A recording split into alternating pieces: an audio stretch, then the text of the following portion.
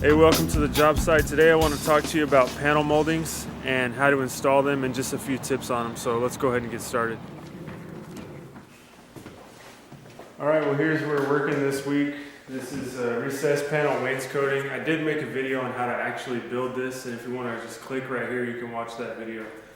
But in this video, like I was saying, I'm going to talk about the panel molds, and the most questions I got from that last wainscoting video was about the panel molds. I got a lot of emails and a lot of comments about how to install these panel molds. Now these are an offset panel molding, so some people get confused with how to install them. So let's go over here. I have a panel that's it doesn't have any panel molding on it right now, and I'll show you how to do it.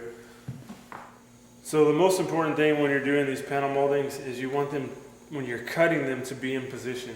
So the way they sit in there is cradled like this. Now when you cut them, they have to be cradled like that. So here in a little bit I'll show you how I set up the saw to make these cuts perfectly cradled like this. But that's really the most important thing. If these are not cradled, the exact thickness of your wainscoting panel right here, of this top rail and of these stiles, then when you go to put your corners together, they're not going to be perfect.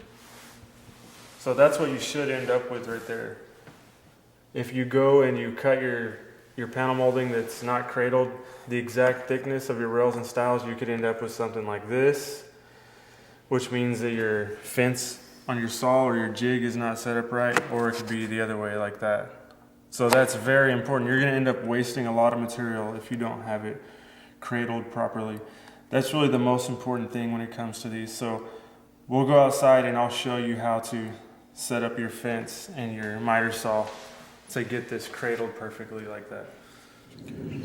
So like I was saying, inside, the most important thing when you're cutting these offset panel moldings is that they are in position when you're cutting them, just like a crown molding. You know, we use these DeWalt crown stops so they can stop our crown like this, like if this was a crown. But we're not using those today. We're going to use just a regular piece of stock MDF, exactly what we have installed on the wall inside, so we know it's going to be perfect. Now the panel molding needs to sit cradled like that, in position. So when you make all your cuts and they go to come together, like on your 45s, they're going to be lining up perfect. So it has to be in position like that. So what you're going to do, and what we do, is just take a piece of scrap, just throw it on your saw, and I'll actually glue mine down. You can see where I've glued things in the past here, and I'll scrape that off when I'm done with it. But this is just the CA glue.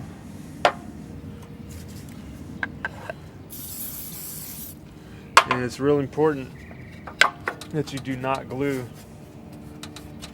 the MDF to the sliding part right here. See how I can still slide my saw without that MDF moving? If you glue it to this part, obviously your saw is not going to move. It's going to be glued down. So I'm going to do that on both sides.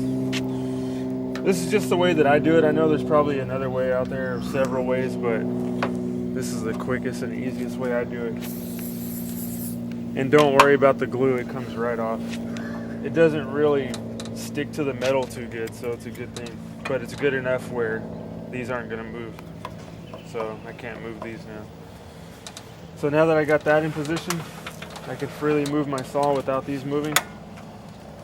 Now I can actually bring my pieces up in position, just like that, and make all my cuts. So that's the easiest way to get the fence set up, or rather the jig rather, for cutting these PMs. And then once we get that set up, we just set up a little stop block right here with a clamp and another piece of scrap. Just a little stop block. And we can make repeatable cuts by just stopping this clamp right here. We can get it in position right where we need to be, and then lock our clamp down, and we're good to go. So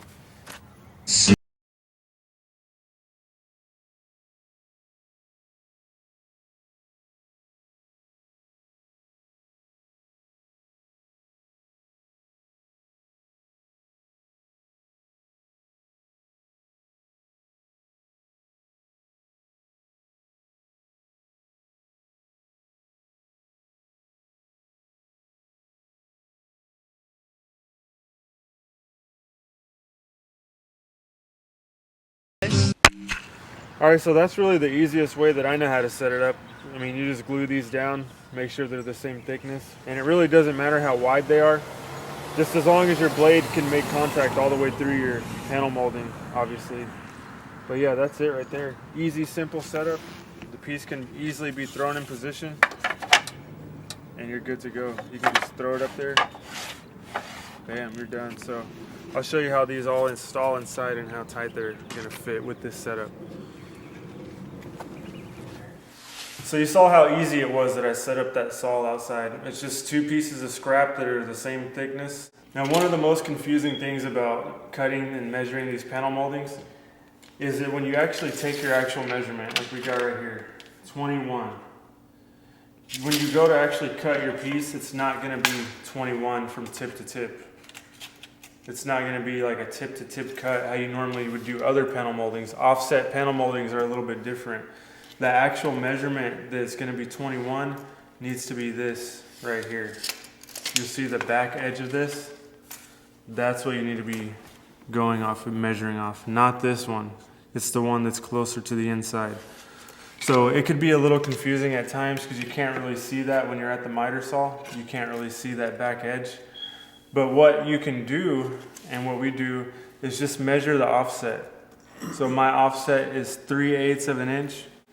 And then if you just add 3/8 to both sides, that's 3/4. So what you can do is measure your opening 21 and just add 3/4. That's 3/8 on each side of that panel molding. And then you can actually do a tip to tip cut. That makes it a lot easier. So I've wasted a lot of time trying to find that back edge of that, and you know, bringing it in, dry fitting it. Oh, it's too big. Cut a little bit off. Still too big. The way you can get around that is just measure your opening, add the offset of the panel molding times 2, and that'll get you the actual tip to tip cut for your piece. Makes life a lot easier. So when you're installing these, it's really easy. That's really the easiest part of these, is installing them, because they don't move around. They just, you can't really mess it up. They stop on that rail in that style. So just like this, I'll show you how to do it. Just bring them together, make sure they're cradled in there properly, and that's what you should end up with. And it's good to install all 4 of these at once. That way, if you need to make adjustments, you can bring a piece in, or you know, bring a piece down, bring a piece up. That's what's cool about these offsets too. You don't have to be exactly perfect. You got a little bit room for some play. So what I like to do is just make sure they're all pretty good. See right here, I'm a little bit open right here. But since I've got that play in the offset panel molding, I can just scooch it over a little bit. And it's all good. It's like a 1/16 of an inch. It's not like it's gonna change the reveals right here. So I'll go ahead and shoot this right here.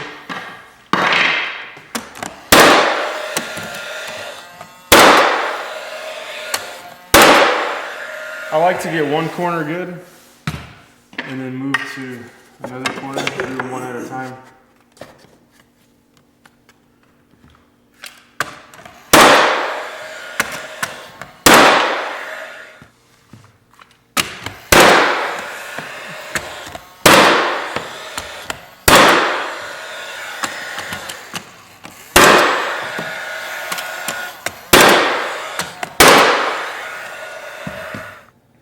So there you have it. That's my little rundown on offset panel moldings. And like I always say, hopefully you learned something from this video, and I'll see y'all next time.